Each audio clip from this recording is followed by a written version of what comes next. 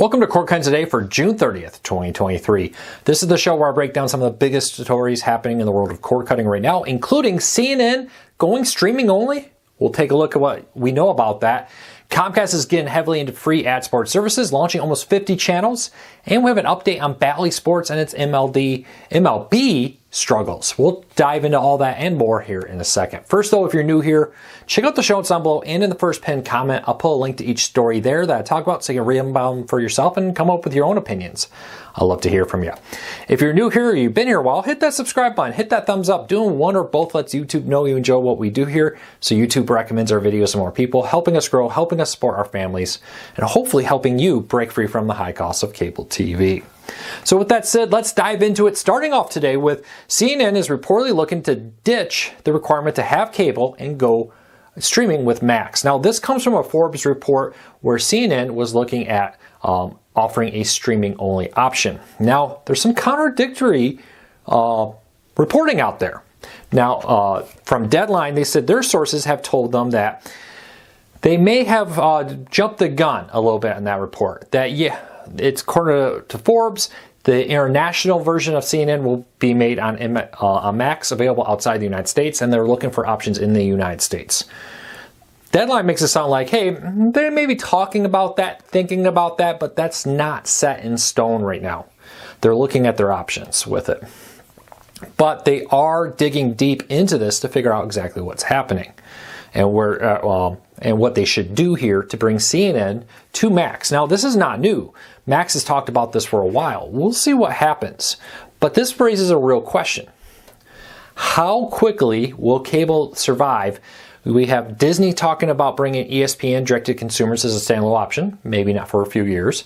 Now we have Warner Brothers Discovery talking about taking CNN and putting it on Max. How long will cable survive once we see more and more networks doing that?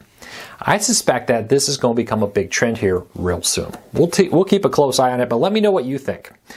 All right, Comcast is getting very heavily into the free ad-supported streaming services. Of course, they own Xumo Play, which is actually a big behind-the-scenes player. A lot of these smaller free ad-supported services actually buy their channels from Xumo Play. But Comcast has announced that they will launch almost 50 free channels on Xumo Play and Amazon's Freevee. These include things like a 24/7 Saved by the Bell, a Murder, She Wrote channel, let me get back up here, Top Shelf, SNL, Little House on the Prairie, and more will all get dedicated 24/7 channels on these two services here in the next few weeks. This is a part of a big push by Comcast to diversify. We just saw them launch that Now streaming service for $20 a month. It's actually a pretty good deal if you're a Comcast Internet customer. Get 40-some channels plus a bunch of free channels and a subscription to Peacock for $20. It's not a bad deal, honestly, but you have to be a Comcast Internet customer. Now this definitely looks like Comcast has said, hey, cable TV, we need to diversify because we can't rely on that old golden goose. It's time to look at other options, and free ad-supported streaming seems to be one of the ways they're going to do it. We'll keep a very close eye on this, but if you use Xumo Play or Freevee, both great ones, look for almost 50 channels to be added here very soon from Comcast NBC Universal. Now, this is coming from NBC Universal. NBC Universal is owned by Comcast, but we'll keep a close eye on it. Speaking of free services, FilmRise, which is one of the largest independent ones, not owned by like a Comcast or a Disney or a Paramount, for example, has announced a deal with BBC Studios to bring over 480 episodes of BBC Studio programming to FilmRise for free. This works out to be 23 seasons of critically acclaimed shows, including The Silent Witness, a big BBC Studios show that a lot of people love, are now going to come to FilmRise. Again, these free services, if you think of it just from like a year or two ago, the quality of content on there has skyrocketed. Highly recommend you check it out. Highly recommend you get FilmRise, Freevee, Xumo Play, Pluto TV, Tubi, Crackle, Redbox. I mean, I could go on. The Roku channel, Sling Freevee, and more. They're free, however you say it. Whatever that Sling one is. I know I just butchered that, but check it all out. All right, let's keep moving along. Bally Sports had announced that today would have been the last day for them to offer Diamondbacks, that they had filed paperwork with the courts to terminate the contract and not pay the Diamondbacks. That's on hold.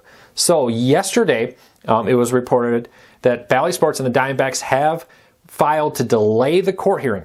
so that they can continue negotiations to try to keep the Diamondbacks on Bally Sports. While these negotiations continue, the Diamondbacks will remain on Bally Sports for the foreseeable future. That can change. Just because they're having productive negotiations, as they say, doesn't mean that they're going to reach a deal. It doesn't mean that anything's going to exactly happen. It could very well still happen where Bally Sports says, hey, we're not able to reach a deal, we're not going to pay you, and we're going to release your contracts back to the Major League Baseball, much like what happened with the Padres.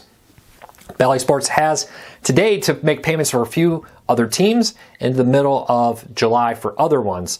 So there's still a possibility, even if they work out with the Diamondbacks, that they're going to lose rights to other streaming service or to other teams, and where those teams will return to Major League Baseball. We'll keep a close eye on this, have full coverage over at CoreCarsNews.com with what we know.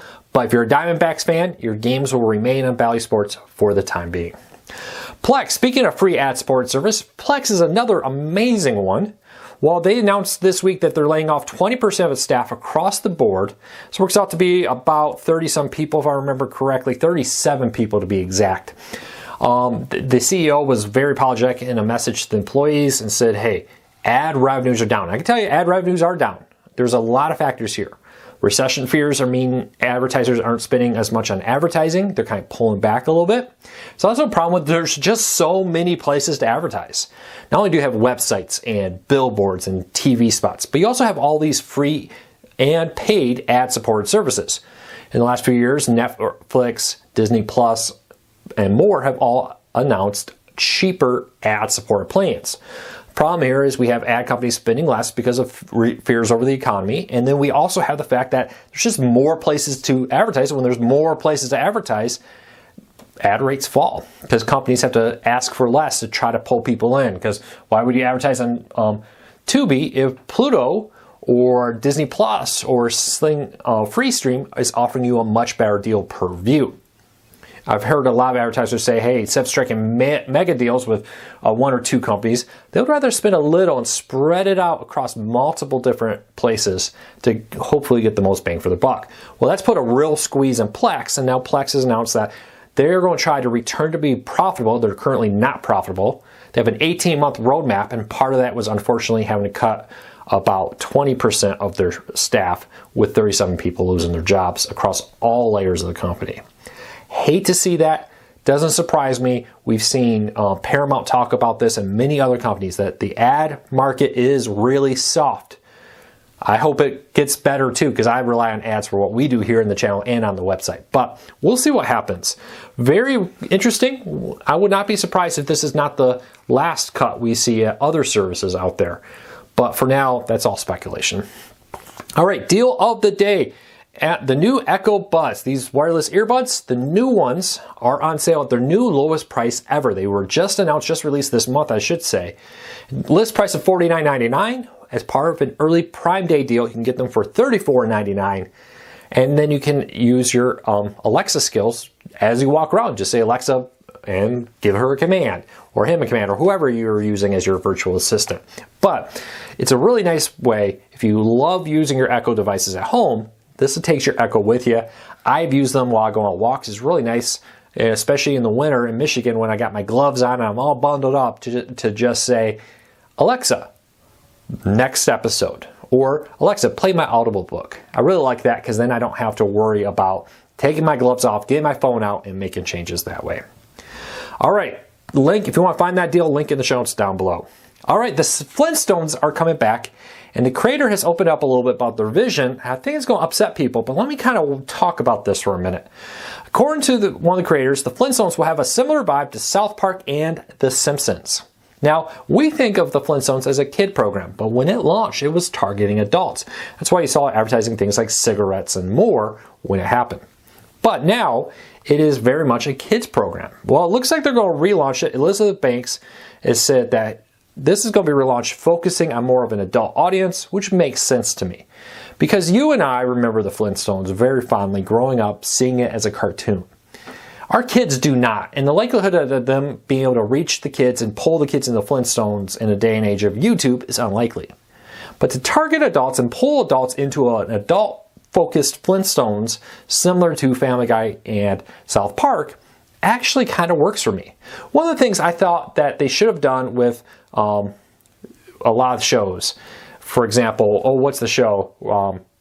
I'm blanking out on the name of it, on ABC, where they took a classic 80s show and they made it a 90s show, or they relaunched it and now it's a very popular show out there, but they kept it in the 70s. I always thought they should have made it in the 90s because that's what you and I would have better relate to. I cannot remember the name of that show. What's the show that was a popular 80s show? They relaunched it at ABC with an African-American cast, and it's still set in the 70s. Somebody leave me a comment, let me know, because I'm completely dyslexic moment here, folks, blanking out on that name.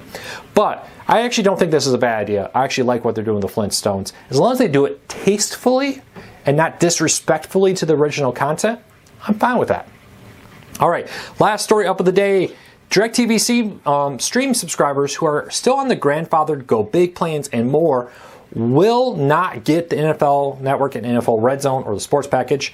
Both on Reddit and on Twitter, DirecTV official accounts have confirmed that you must upgrade to one of the new standard packages. So if you've been a grandfathered customer since it first came out, back when it was called DirecTV Now, before it became AT&T TV Now, and AT&T TV, and now DirecTV Stream, you still have one of those original like Go Big packages. You will not be able to get the NFL Network. It's probably a cost thing. If you want to learn more about that, check out the show notes down below and in the first pinned comment. We'll have full coverage over at cordcarsnews.com. If you're not going to be here on Monday, I will have a video Monday, but not on the 4th. We will be off on the 4th here. But if you're gone for a long weekend, I hope you have a fantastic weekend. Take care, be safe. Some Cord Cars news staff will be gone for 4 days, so don't be surprised if we're a little slow on the site. But take care. I'll have a great video this weekend, and I'll have another video on Monday. Have a fantastic day, everybody. Take care.